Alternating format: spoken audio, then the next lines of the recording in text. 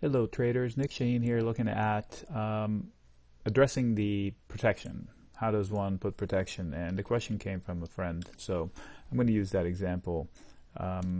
Somebody owns stock, whatever the stock it is, if it's optionable, which most stocks are.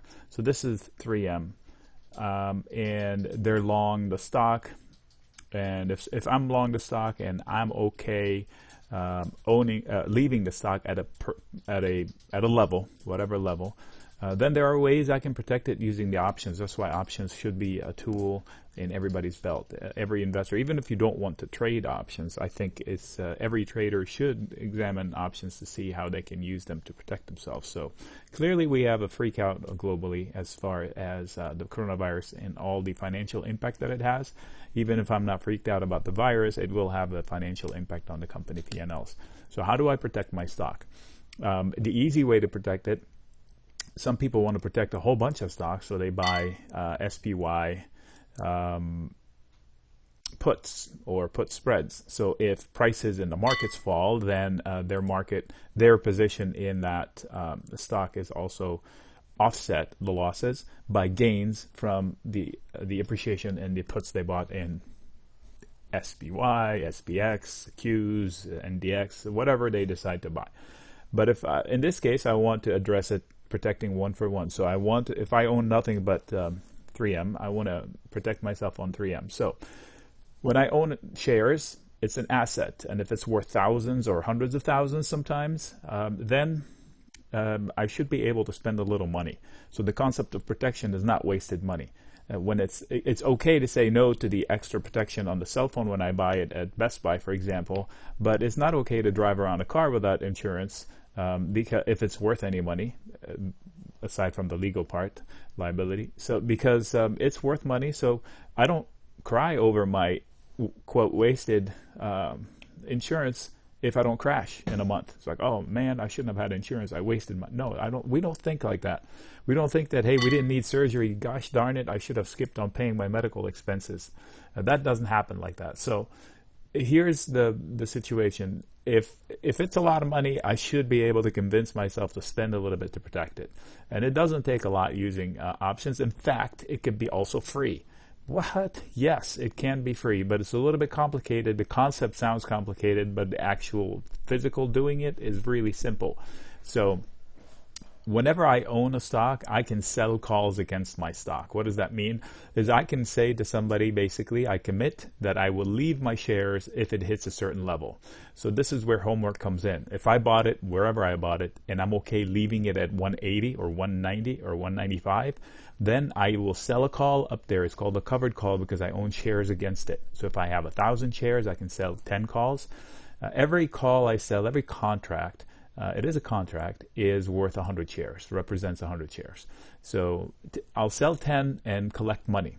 Why would I collect money? Because somebody's buying that promise from me that, hey, I promised that I would sell my shares to them if the stock hits that level. Why? Because some people want to be long. They think it's a good dip. And they are optimistic. I'm worried. They're optimistic. It's you scratch my back, I scratch yours type of a situation. Hey, you give me money now, I'll give you my shares if they get there. They don't want to allocate $150 per share right now. That's a ton of money. They'll pay a couple thousand to be possibly long at 190. So that's how it works. It's one person has another reason to do it than me. So I own the shares, I sell the calls, what happens? Money goes into my account.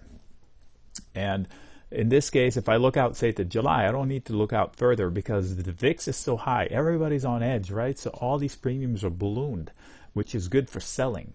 If I wanted to buy protection, buying puts, it's costly. So I need to offset it somehow.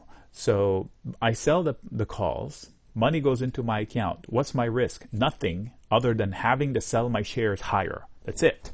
That's the only worst case scenario that can happen to me. Obviously, if the stock falls, the worst case scenario is I'm losing money, but you would lose money anyway. From doing this, there's no incremental risk other than whatever risk I had before selling. So the risk here is I lose all my money, it goes to zero. The risk here, if I sell calls, there's no added risk from selling the calls except money goes into my account. If it drops or does nothing or rallies and not above my calls, I made money. That money is mine.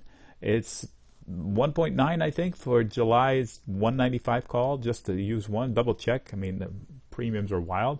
So it is I committed between now and July. If it goes above that strike, I may have to sell my shares, because they might not want to exercise their right. We don't know. So, but I'm committed to leaving them. So I may say, all right, I told this person I have to sell them. It's not up to me. I would wake up and the shares would be gone. So that's the worst case scenario. I continue to profit, I sell it, and I keep the 1.9. So if I sell the 185, so my break even is almost $2 above it. And then after that, oh man, I wish I still had my shares. But what kind of a problem is that, right? It's not a problem. So why would I want to do that? Because I want to protect my shares. So how do I do that? So if I'm afraid of a drop, selling calls only gives me about $2 worth of protection, the premium I collect for selling the calls. But what if I take that premium and buy protection to stop the bleeding at a certain point? So what I can do is I take those $2, spend $2 to buy the puts at a distance, wherever I'm comfortable. If I'm comfortable losing down to here, I'll buy them here. If I'm comfortable not, so this also is temporary protection for the next X months. In this case, I chose to sell July because I just looked at it and I happened to notice where it is. The premiums on the way down will probably be pretty expensive also because the VIX is high.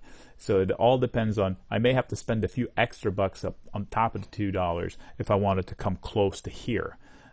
But I can buy a put spread, which becomes complicated. It gives me protection, but not absolute protection. So it does give me thousands in potential revenue to offset the losses from the stock dropping. But because I'm getting a couple of grand up there from selling 10, so combining the two is decent enough. So by selling the call, I'm limiting the money I have to spend to protect. So the concept of, the points of this video is 3. 1, I should be able to convince myself to spend some money on protection. 2, I can use options to lessen that protection cost by selling covered calls. No selling naked calls. That is dangerous for me. I would never do it, never recommend it unless somebody wants to short stocks outright. That's not my jam. So covered calls against the asset I own, against the shares I own of that particular company. I sell the calls, that brings in money. I take that money, I buy protection with it or offset some of the costs with it. So this way I'm covered for cheap. All right, this is just one example. Options, if I don't know them, I should learn them. They say they're more dangerous than stocks. I don't agree with that. They are dangerous if you use them wrong. If you're selling naked puts and naked calls when the VIX is this high, it's pretty tantalizing. But there's a reason why this VIX is so high, because people think all kinds of crap is going to happen. So it is dangerous. So anyway, any questions, let me know. There are some links down in the description below if you want to get in on a conversation in the chat room.